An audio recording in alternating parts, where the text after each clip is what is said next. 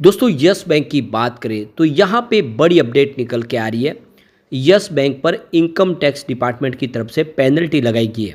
क्या है पूरा मामला, उसको इस वीडियो के माध्यम से समझने की कोशिश करेंगे। वैसे यस बैंक को लेकर ब्रोकरेज हाउस इस समय कुछ उम्मीद से दिखाई दे रहे। लग रहा है कि आने वाले समय ये बेहतर प्रदर्शन कर सकता है। पिछले कई समय से स्टॉक कंसोलिडेट हो रहा है और एक बड़ी तेज़ी के लिए तैयार हो रहा है। यहाँ पे यस बैंक को पछाड़ने को एक्सिस बैंक तैयार हो गया है। किस वजह से यहाँ पे एक्सिस बैंक आके निकल रहा है उसको समझने की कोशिश करेंगे। क्या नंबर 1 की पोजीशन यस बैंक की छीन जाएगी, उसको समझेंगे। यस बैंक के स्टॉक में अभी भी कोई खास तेज़ी नहीं बनी है, क्योंकि ये स्टॉक 2018 के पहले 400 के आसपास हुआ करता था, जब राणा कपूर के पास बैंक का कंट्रोल था। लेकिन 2020 में बैंक के पूरी डूबने की कगार पे जब एसबीआई ने इसको फिर संभाला, उसके बाद से इसकी प्राइस कोई खास नहीं बढ़ी है। 31 तक चला गया था हाई में, लेकिन अभी उस लेवल से स्टॉक काफ़ी नीचे है। क्या इस लेवल पे खरीदारी करनी चाहिए, जानने की कोशिश करेंगे इस वीडियो के माध्यम से।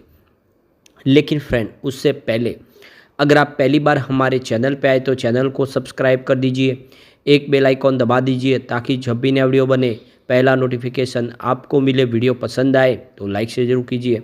चलो फ्रेंड्स, वीडियो स्टार्ट करते हैं। मैं हूँ आपका दोस्त एसबी दवे और हमारे अपने चैनल ऑनलाइन कमाई में आपका बहुत बहुत स्वागत है। तो सबसे पहले यस बैंक के कारोबार की बात कर ले तो फ्राइडे को स्टॉक की शुरुआत पॉजिटिव हुई 23.05 पर। क्लोजिंग गुरुवार की 22.95 के आसपास थी, परंतु इंट्राडे में 22.191 का लो भी बना, यानी कुछ समय के लिए स्टॉक आपको गिरावट की तरफ जाता हुआ दिखाई देगा। लेकिन बाजार की तूफानी तेज़ी के वजह से यह स्टॉक भी 23.19 का इसने हाई बनाया और क्लोजिंग 23.04 के आसपास रही, जहाँ पे 0.39% की ही तेज़ी बनी। तो बाजार में जहाँ ज़बरदस्त तेज़ी थी, लेकिन उसके बावजूद में खास तेज़ी नहीं बन पाई, तो उसके पीछे निगेटिव खबर थी। अब इसकी परफॉर्मेंस देखें तो पूरे सितंबर महीने में स्टॉक आपको 23 के आसपास ही दिखाई देगा। यहाँ पे क्लियरली देख सकते हो कि स्टॉक सीमित दायरे में ट्रेड कर रहा है। यहाँ से 22 से 24 की रेंज बनी हुई है, उसी दायरे में ये ट्रेड कर रहा है। आप देखें तो 5 सितंबर को स्टॉक 23.39 के आसपास था और 11 सितंबर को ये 24.41 का इसने इंट्राडे में हाई बनाया। लेकिन क्लोजिंग देख सकते हो कि नीचे की तरफ रही 23 पर। 12 सितंबर को इसने फिर एक बार 24 को टच किया, लेकिन क्लोजिंग 23 पर ही रही। तो ये क्लियरली देख सकते हो कि फिलहाल स्टॉक 24 के ऊपर जा नहीं पा रहा है और 23 के आसपास है। बीच बीच में जरूर ये 23 के स्तर को तोड़ता है। तो यहाँ पे देखो कि इसने एक बार फिर 19 सितंबर को 22.95 पे क्लोजिंग दी थी, लेकिन उसके बाद 20 सितंबर को स्टॉक फिर से 23 के आसपास आ गया। तो इससे एक बात तो क्लियरली समझ में आ रही है, न 22 से नीचे जा रहा है, न 24 के ऊपर जा पा रहा है, एक सीमित दायरे में ट्रेड कर रहा है। आने वाले समय यहाँ पे एक पॉजिटिव संभावना बन सकती है। अब यहाँ पे जो बड़ी अपडेट निकल के आ रही है, यस बैंक ने एक्सचेंज को जानकारी दी है कि उनको इनकम टैक्स डिपार्टमेंट की तरफ से नोटिस मिला है। तो 19 सितंबर 2024 को 2:19 पर उनको नोटिस मिला। ये पेनल्टी का नोटिस है। तो देख सकते हो कि यहाँ पे करीब 10,000 रुपीज़ की पेनल्टी लगी है। तो अमाउंट तो बहुत ही छोटी है और इसके पीछे वजह कि इन्होंने जो सबमिशन करने थे फॉर्म वगैरह वो डिले कर दिया। इनकम टैक्स एक्ट के तहत समय पे नहीं करने की वजह से ये पेनल्टी लगाई गई है। तो ये 2018-19 का मामला है, अभी का नहीं है। राणा कपूर के वक्त के मामले की वजह से इनकम टैक्स डिपार्टमेंट ने पेनल्टी लगाई है। तो 19 सितंबर 2024 का ये आप देखें तो जो ये पूरा मामला है पुराना, जिसके तहत यहाँ पे इनके ऊपर ये एक पेनल्टी लगाई गई है। तो ये जो एसेटमेंट ईयर है ये 2018-19 का है। भले ही यहाँ पे अमाउंट छोटी हो, लेकिन बैंक की तरफ से कहा गया कि हम आगे अपील करेंगे इस पेनल्टी को लेकर, और इस पेनल्टी की वजह से हमारी जो ऑपरेशनल एक्टिविटी है उस पर कोई ज़्यादा फर्क नहीं पड़ेगा। तो बैंक नहीं चाहती कि किसी भी गलत प्रकार की उनको पेनल्टी लगे, और इसीलिए वो इसको गलत समझते हुए आगे अपील करने की बात कर रहे हैं। अब यहाँ पे देखो कि काफ़ी समय से स्टॉक की प्राइस नहीं बढ़े, लेकिन आनंद राठी इसको लेकर बुलिश है। और देख सकते हो कि आनंद राठी के हिसाब से स्टॉक जो है इस लेवल से 32% की तेज़ी बता सकता है, यानी 31 के लेवल तक जा सकता है। तो आनंद राठी का कहना है कि यस बैंक के share 100 DMA high low band का लगातार सम्मान कर रहे हैं, जो कि एक महत्वपूर्ण डायनामिक सपोर्ट है। साथ ही रिलेटिव स्ट्रेंथ इंडेक्स यानी RSI ने भी अपने नकारात्मक ट्रेंड लाइन को तोड़ दिया है, जो शेयर के लिए एक सकारात्मक संकेत है। इन तकनीकी संकेतों को ध्यान में रखते हुए निवेशकों को 23 से 24 के बीच इस शेयर में खरीदारी करनी चाहिए। लंबी अवधि के लिए इसको होल्ड करके रखें। 31 का टारगेट देखने को मिल सकता है। स्टॉप लॉस आपको 19.75 का लगाना है। तो 20 रुपये से नीचे स्टॉप लॉस लगा के इसमें खरीदारी कर ले। 31 का टारगेट देखने को मिल सकता है। वैसे ये प्राइस ऑलरेडी पहले जाके आ चुकी है। अब यहाँ पे जो एक बड़ी अपडेट निकल के आ रही है, national payment corporation of India यानी NPCI के आंकड़ों से पता चल रहा है कि एक्सिस बैंक UPI इकोसिस्टम में सबसे बड़ा सर्विस बैंक बनने की ओर अग्रसर है। फिलहाल ये जो पोजीशन है, ये जो सम्मान है यस बैंक का है। यस बैंक इसमें नंबर 1 है।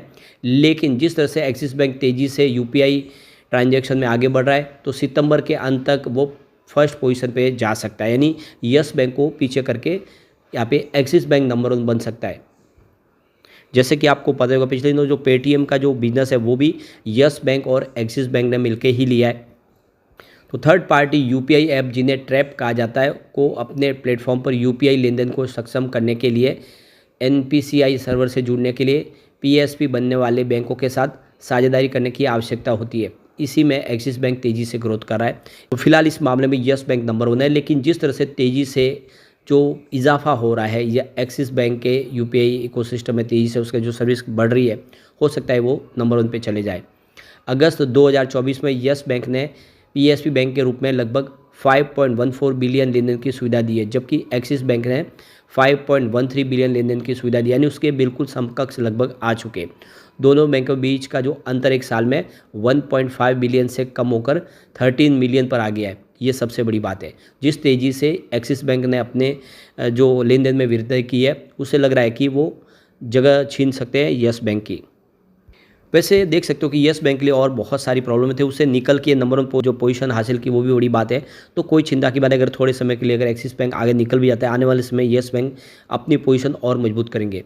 अब यहाँ पे देख दो कि पिछले दिनों जो बातचीत चल रही थी, सुमितोमो मित्सुमी जो बैंकिंग कॉरपोरेशन है जापान की, वो 51% की स्टेक लेना चाहते हैं यस बैंक में, लेकिन आरबीआई ने इसको रिजेक्ट कर दिया है। आरबीआई नहीं चाहता कि कोई भी विदेशी बैंक इंडियन बैंक के ऊपर अपना कब्जा कर ले या फिर अपनी मेजॉरिटी स्टेक लेके वो अपना हक जताए, और इसीलिए यहाँ पे आरबीआई इस मंजूरी को नकार चुके। तो फिलहाल आप देख सकते हो कि या तो कोई इंडियन जो बड़ा निवेशक है वही प्रमोटर बन सकता है, या फिर जो विदेशी निवेशक है उनको स्टेक कम लेनी होगी। उनसे एक ऑप्शन दी गई है कि आप जो अपने वोटिंग राइट है वो कम रखें, यानी भले ही आप हिस्सेदारी 51% ले लें, लेकिन आपको जो वोटिंग अधिकार होगा वो कम होगा, तो कोई भी फैसला लेने में वो अपनी मनमानी नहीं कर पाएंगे, ये आरबीआई चाहता है। वैसे केयर रेटिंग की तरफ से भी देखो यस बैंक की रेटिंग में अच्छा खासा सुधार मिला है। केयर ने बैंक के इंफ्रास्ट्रक्चर बॉन्ड्स और बेसल 3 Tier 2 बॉन्ड्स की रेटिंग को अपग्रेड कर केयर A+ स्टेबल कर दिया है। साथ ही बैंक के सर्टिफिकेट ऑफ डिपॉजिट यानी COD की रेटिंग को भी केयर ने A1+ पर रीअफर्म कर दिया है। तो ये क्लियरली देख सकते हो कि अच्छी खासी रेटिंग भी मिल रही है, जिससे बैंक की सेहत में सुधार यहाँ पे दिख रहा है और आने वाले समय बेहतर संभावना दिख रही है। ऐसे में चिंता की कोई बात नहीं, लॉन्ग टर्म इन्वेस्टर के लिए अच्छा मौका है कि यस बैंक में निवेश कर ले। अब अगस्त महीने के हमारे सामने म्यूचुअल फंड के आंकड़े भी आ चुके हैं। क्वांट BFSI डायरेक्ट ने 33.35 करोड़ का इन्वेस्टमेंट किया, उनकी होल्डिंग में बदलाव नहीं हुआ है। Motilal Oswal Nifty mid cap 150 index ने 23.55 करोड़ का इन्वेस्टमेंट किया है, 0.92% की होल्डिंग उनकी घटी है। Nippon India ETF Nifty mid cap 150 ने 21.50 करोड़ का इन्वेस्टमेंट किया है, 7.66% की होल्डिंग उनकी भी कम हुई है। इसके अलावा Nippon India Nifty mid cap 150 index ने 20.02 करोड़ का इन्वेस्टमेंट किया, 2.05% की होल्डिंग यहाँ पे बढ़ी है मंथ ऑन मंथ बेसिस पे। Quant large and mid cap ने 17.71 करोड़ का इन्वेस्टमेंट किया, उनकी होल्डिंग में कोई बदलाव नहीं हुआ है। LIC mutual fund Nifty mid cap 100 ने 11.66 करोड़ का इन्वेस्टमेंट किया, उनकी होल्डिंग में 0.23% का हल्का सा निवेश घटा है। इसके अलावा मीरे एसेट निफ्टी मिड कैप 150 ने यहाँ पे 11.27 करोड़ का इन्वेस्टमेंट किया, उनकी होल्डिंग 9.25% ज़बरदस्त बढ़ी है। Axis Nifty mid cap 150 index ने 10.5 करोड़ का इन्वेस्टमेंट किया, उनकी होल्डिंग भी 3.73% बढ़ी है। Motilal Oswal Nifty mid cap 100 ETF ने 8.45 करोड़ का इन्वेस्टमेंट किया है, 4.60% की होल्डिंग उनकी मंथ ऑन मंथ बेसिस पे बढ़ी है।